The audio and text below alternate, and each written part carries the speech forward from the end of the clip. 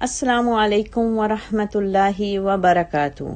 سبحان اللہ والحمد للہ ولا الہ الا اللہ واللہ اکبر ولا حول ولا قوة الا باللہ العلی العظیم۔ بسم اللہ الرحمن الرحیم۔ رب اشرح لی صدری ویسر لی امری واحلل عقدۃ من لسانی یفقہوا قولی واجعل لی وزیرا من اہلی رب زدنا علما اللہم فقہنا فی الدین آمین یا رب العالمین۔ دورہ قرآن میں آج ہم پارہ نمبر 19 کے اہم مضامین کا جائزہ لیں گے۔ پارہ نمبر 19 میں سورہ فرقان کا کچھ حصہ ہے اور اس کے بعد سورہ شورى ہے اور اس کے بعد سورۃ النمل ہے۔ سورۃ شورى سے ہم آغاز کرتے ہیں۔ اعوذ باللہ من الشیطان الرجیم۔ طاسیم تلک آیات الکتاب المبین۔ طاسین میم، یہ کتاب مبین کی آیات ہیں۔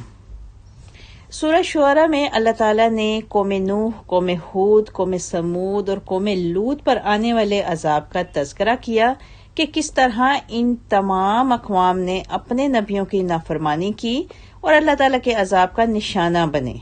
اللہ تعالیٰ نے یہ بھی بتایا کہ ان تمام اقوام نے تمام نبیوں کی تکذیب کی تھی، یعنی اس کا مطلب یہ ہے کہ جو اللہ تعالیٰ کے کسی ایک نبی کی تکذیب کرتا ہے وہ کسی ایک کی تکذیب نہیں کرتا بلکہ تمام انبیاء علیہ السلام کی تکذیب کرتا ہے، کیونکہ سب توحید کی دعوت دیتے ہیں۔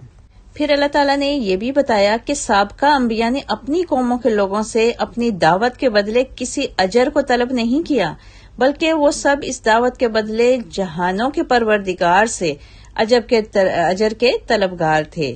لیکن یہ ان کی قوم کے لوگوں کی عاقبت نا اندیشی تھی کہ انہوں نے خلوص کے ساتھ دی جانے والی دعوت کو نظر انداز کر دیا اور ان کی مخالفت پر تلے رہے۔ اللہ تعالیٰ نے اپنے نبیوں کی تائید اور نصرت فرمائی اور ان نافرمانوں کو نشان عبرت بنا دیا۔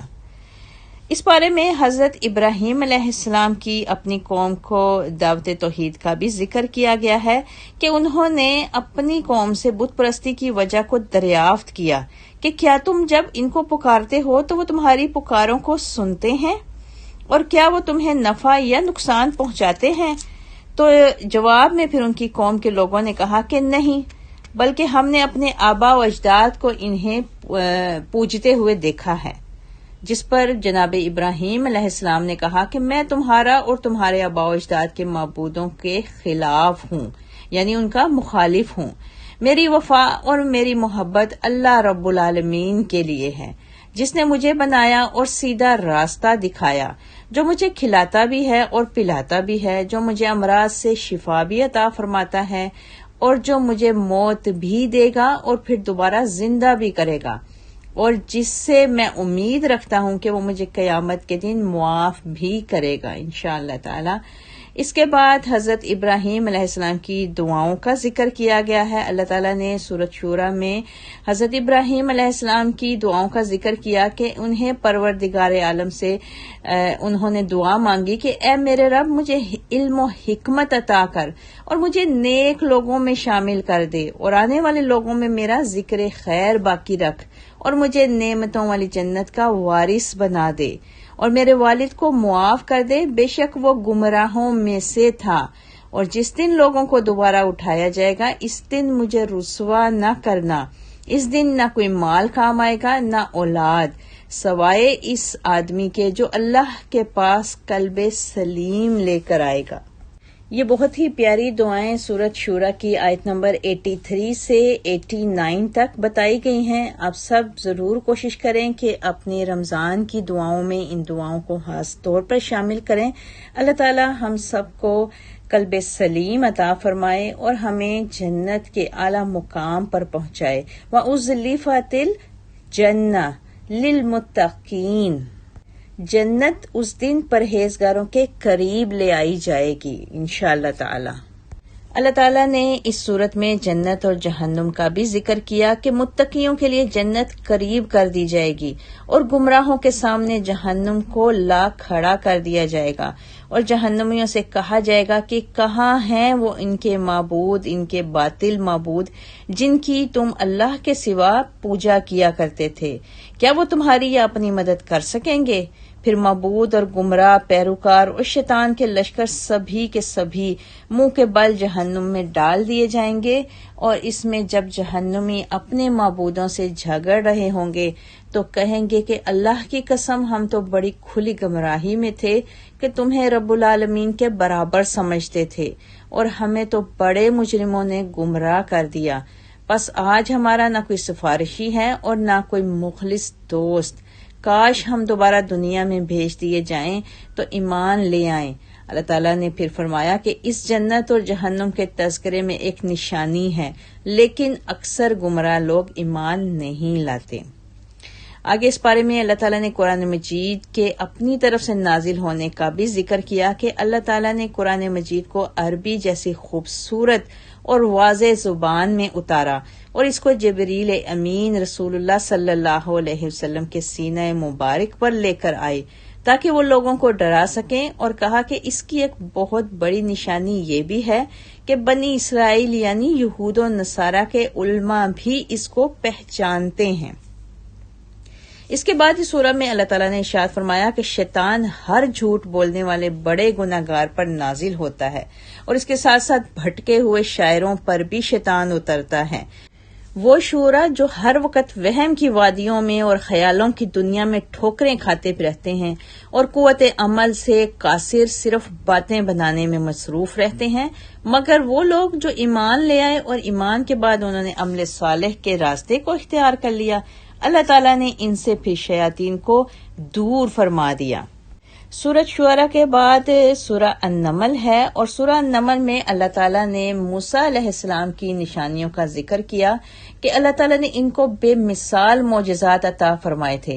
اس کے بعد اللہ تعالیٰ نے داؤد علیہ السلام اور حضرت سلیمان علیہ السلام کو علم کی نعمت سے مالا مال فرمایا اور ان کو اپنے بہت سے بندوں پر فضیلت عطا فرمائی۔ اللہ تعالیٰ نے جناب سلیمان علیہ السلام کو علم اور حکومت کے اعتبار سے حضرت داؤد علیہ السلام کا وارث بنایا اور ان کو پرندوں اور جانوروں کی بولیاں سکھائی تھیں، اور اس کے ساتھ ساتھ جنات، انسانوں اور ہواؤں پر ان کو حکومت بھی دی تھی۔ ایک مرتبہ آپ کا گزر چونٹیوں کی ایک وادی پر سے ہوا، جیسا کہ سورہ النمل نام ہی چونٹی کے نام پر رکھا گیا ہے، لہٰذا اس میں چونٹی کا ایک واقعہ بھی بیان کیا گیا ہے کہ ایک مرتبہ آپ کا گزر چونٹیوں کی ایک وادی پر سے ہوا تو چونٹیوں کے سردار نے باقی چونٹیوں کو مخاطب ہو کر کہا کہ اے چونٹیوں، اپنے بلوں میں گھس جاؤ، کہیں ایسا نہ ہو کہ سلیمان علیہ السلام ہمیں اپنے قدموں کے نیچے روند دیں اور ان کو کچھ خبر بھی نہ ہو۔ حضرت سلیمان علیہ السلام نے جب ان کی بات کو سنا تو آپ نے بڑی عاجزی کے انداز میں اللہ تعالیٰ سے دعا مانگی، ربی اوزعنی ان اشکر نعمتک التی انعمت علی وعلی والدی، اے میرے پروردگار، جو تو نے مجھ پر اور میرے والد پر انعامات کیے ہیں، مجھے ان کا شکریہ ادا کرنے کی توفیق عطا فرما۔ اس کے بعد اس صورت میں اللہ تعالیٰ نے حضرت سلیمان علیہ السلام کے دربار کے ایک واقعے کا بھی ذکر کیا کہ حضرت سلیمان علیہ السلام اپنے دربار میں جلوہ افروز تھے کہ آپ نے دربار میں ہدہد کو غائب پایا۔ حضرت سلیمان علیہ السلام نے فرمایا کہ اگر ہدہد نے اپنی غیر حاضری کی کوئی معقول وجہ بیان نہ کی تو میں اس کو شدید عذاب دوں گا یا اس کو ذبح کر دوں گا۔ کچھ دیر کے بعد ہدہد آیا تو اس نے کہا کہ جناب سلیمان، آج دربار کی طرف آتے ہوئے میرا گزر ایک ایسی بستی سے ہوا جہاں کے لوگوں کو اللہ تعالیٰ کی بہت سی نعمتیں حاصل ہیں اور ان پر ایک عورت حکمران ہے، اور قوم کی بد نصیبی یہ ہے کہ وہ سورج کی پوجا کر رہی ہے جبکہ انہیں اللہ کی عبادت کرنی چاہیے۔ حضرت سلیمان علیہ السلام نے یہ واقعہ سننے کے بعد اس حکمران عورت یعنی اس ملکہ کے نام خط لکھتے ہیں۔ ملکہ خط کو پڑھتی ہے تو حضرت سلیمان علیہ السلام کو تحائف بھجوا دیتی ہے۔ حضرت سلیمان علیہ السلام تحفوں کو دیکھ کر کہتے ہیں کہ جو کچھ اللہ تعالیٰ نے ہمیں عطا کیا ہے وہ ان تحفوں سے بہت بہتر ہے جو ملکہ نے ہمیں بھجوائے ہیں۔ آپ اپنے درباریوں کو مخاطب ہو کر کہتے ہیں کہ تم میں سے کون ہے جو ملکہ کو تخت سمیت میرے دربار میں لے کر آئے؟ اس پر ایک بہت بڑے جن نے کہا کہ میں دربار کے برخاست ہونے سے پہلے ملکہ کو تخت سمیت یہاں لا سکتا ہوں۔ اس پر ایک ایسا شخص کھڑا ہوا جس کے پاس کتاب کا علم بھی تھا اور وہ اللہ کے اسم اعظم کا علم رکھنے والا تھا۔ اس نے کہا میں ملکہ کے تخت کو آپ کے پہلو بدلنے سے پہلے حاضر کر دوں گا۔ ملکہ وہاں آئی تو حضرت سلیمان علیہ السلام نے ملکہ سے پوچھا کیا یہ تمہارا ہی تخت ہے؟ تو جواب میں ملکہ نے کہا ہاں یہ میرا ہی تخت ہے۔ اس کے بعد حضرت سلیمان علیہ السلام نے ملکہ کو اپنے محل کے ایک حصے میں کونے کی طرف دعوت دی۔ اس حصے کا فرش شیشے کا بنا ہوا تھا لیکن دیکھنے والی آنکھ کو پانی محسوس ہوتا تھا۔ حضرت سلیمان علیہ السلام نے جب ملکہ کو شیشے کے فرش سے گزرنے کے لیے کہا تو ملکہ نے اپنی پنڈلیوں سے کپڑے کو اٹھا لیا تاکہ کہیں وہ گیلا نہ ہو جائے۔ حضرت سلیمان علیہ السلام نے کہا اے ملکہ یہ فرش شیشے کا بنا ہوا ہے۔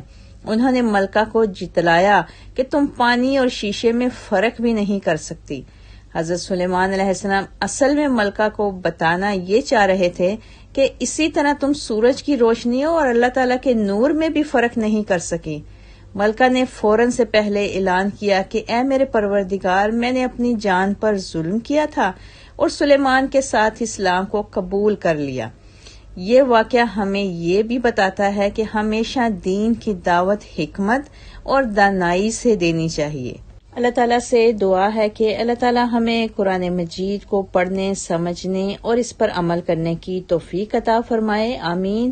وآخر دعانا ان الحمد للہ رب العالمین، سبحان ربک رب العزت عما یصفون، والسلام علی المرسلین، والحمد للہ رب العالمین، وما علینا الا البلاغ۔ اللہم بلغنا رمضان، آمین۔